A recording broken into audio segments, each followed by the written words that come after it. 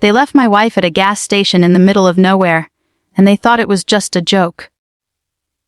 They laughed about it later, bragged about how funny it was, how she looked scared and confused when she realized no one was coming back for her. But they didn't know what that moment did to her. Or what it did to me. Tell me honestly, if someone humiliated and endangered your partner like that, would you just let it go? Or would you make them feel the same fear and helplessness, 10 times worse? Because that's exactly what I did. It started about 6 months ago. My wife, Emily, and I had been married for 3 years. We weren't rich or glamorous, but we had a solid relationship built on respect, laughter, and loyalty. She was the kind of person who could light up a room without even trying. Everyone loved her, especially my friends. Or at least I thought they did. There was a group of us, 5 in total: me, my childhood friend Jason, his girlfriend Mia, my coworker Ryan, and his younger brother Luke.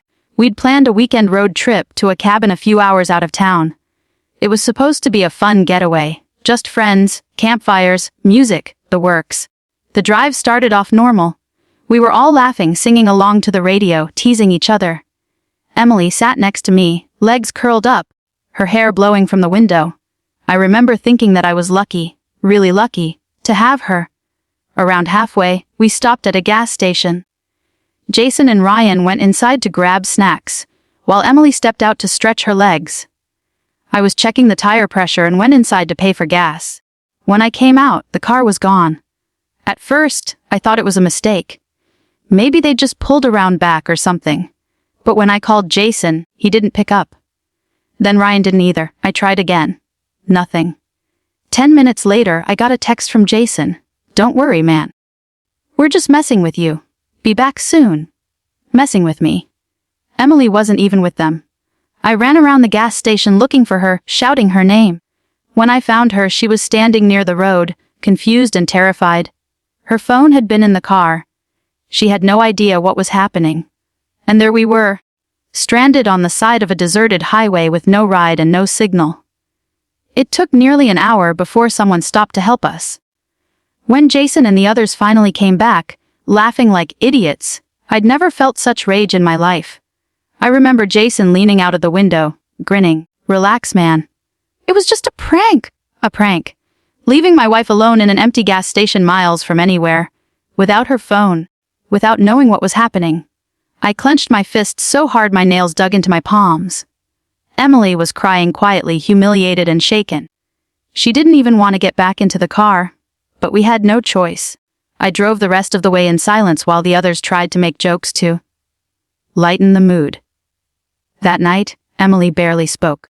I could tell she was hurt. Not just by what they did, but by how little I'd been able to do in that moment. She went to bed early, and I sat outside staring at the fire, listening to Jason laugh inside with Ryan and Luke. They thought it was over. But for me, it had only just begun. You see, I'm not the kind of guy who forgets things like that. I'm patient, I observe. And I wait for the perfect moment. Over the next few weeks, I started planning. I didn't tell Emily anything. She's too kind-hearted, too forgiving. But me, I couldn't let it go. I wanted them to feel what she felt. Fear, confusion, helplessness. I wanted them to know what it's like to be completely powerless. My opportunity came 2 months later. Jason and Ryan were planning another trip, a camping weekend in the woods. They invited me again, along with Luke. I told them Emily couldn't come this time because she had a family event, but I'd go. They agreed instantly, thinking everything was fine now. What they didn't know was that I'd been quietly gathering information about the location, about them, about how to make this trip unforgettable, for all the wrong reasons. I rented an SUV, telling them my old car was in the shop. Before we left, I made a few modifications, a hidden tracker in their bags, a few small but significant tamperings with their phones, settings so I could cut off their signals later. And most importantly, I had mapped out a route deep into an area with no reception and no nearby towns. The trip started normally. The jokes, the beers, the stories. Jason kept making digs about the gas station incident, saying things like, "Hey, don't leave your wife behind this time." Every time he laughed, I pictured Emily's terrified face that day, and it only fueled me more. We reached the woods in the afternoon, set up camp, and started a fire. I waited until nightfall. When they were all a bit tipsy, I suggested we take a little night drive. Just for fun, I said. They agreed. We piled into the SUV, and I drove deeper into the forest.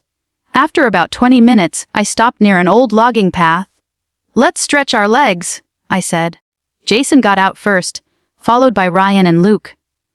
I pretended to check something in the back, then quietly hit the lock button on the fob, trapping them outside. Jason banged on the window laughing. What's this? Pay back. I smiled but didn't answer. Then I reversed the car slowly, headlights shining directly on them. That's when the laughter started to fade. I rolled down the window and said, "You remember that gas station? How funny it was. How Emily looked scared." Silence. "Now it's your turn." I turned off the headlights and drove away. Not fast, just slow enough for them to realize I was serious. I knew the area. I'd scouted it beforehand. They didn't know that about a mile ahead was a second trail that looped back around. I parked, turned off the engine, and waited. I could see them through the trees, panicking, shouting my name, their flashlights flickering. For the next hour, I let them wander. I listened to their shouts echo through the woods, growing more desperate. Ryan was yelling at Jason, blaming him for everything. Luke was crying. I wanted to leave them there all night, but I wasn't cruel. I just wanted them to understand. Finally, when I saw Jason trip and fall, I drove back slowly. They ran toward the car, begging me to open the door. I did, but I didn't say a word. The silence was enough. When we got back to the camp, no one spoke. They packed up the next morning without a single joke or smirk. Jason tried to apologize, but I just stared at him. "You think fear's funny?" I said. "You think leaving someone helpless is a joke." He didn't answer. That was the last trip we ever took together. A week later, Jason moved out of town for a job. Ryan stopped texting. Luke unfollowed me on everything. I didn't care. Emily never found out what I did, and I never planned to tell her. She's happier now. She started smiling again, sleeping better. For me, though, that night stays with me. Not because I regret it, but because it taught me something about justice. So that's the situation I was in, and that's what I did. Before I tell you what happened after that, I want you to pause and tell me. If someone did something that cruel to the person you love, would you have done the same thing? Would you have gone that far? Or would you have just forgiven them and moved on? Because what happened next was something I didn't see coming. A few weeks after the camping trip, I got a call from Mia, Jason's ex-girlfriend. She said Jason had been acting paranoid ever since that night, waking up in cold sweats, saying he kept seeing headlights in his dreams. Ryan wasn't doing much better either. Apparently, he'd started drinking more, trying to forget.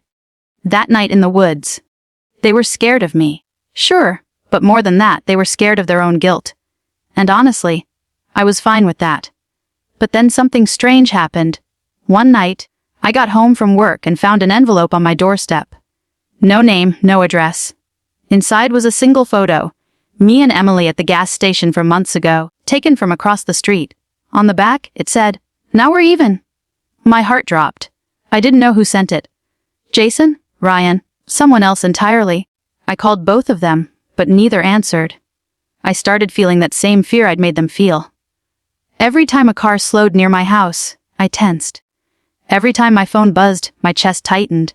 Revenge had come full circle. For a while, I thought maybe I'd gone too far. But after weeks passed and nothing else happened, I realized something. It wasn't about being even. It was about them understanding what they did. Months have gone by since then. Emily and I are stronger than ever. She still doesn't know the full story, and maybe that's for the best. As for Jason and the others, I haven't heard from them again. Sometimes I wonder if they still think about that night. Sometimes I wonder if they ever truly understood how close they came to losing everything. I don't regret what I did. Not for a second. They left my wife alone, scared and humiliated in a place where anything could have happened to her. They treated her like she was part of some joke, so I showed them what the punchline really felt like. But tell me, was I wrong? Did I go too far? Or was it justice, plain and simple?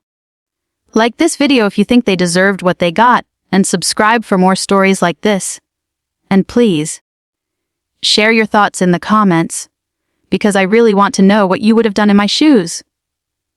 Thanks for listening, and I'll see you all in the next story.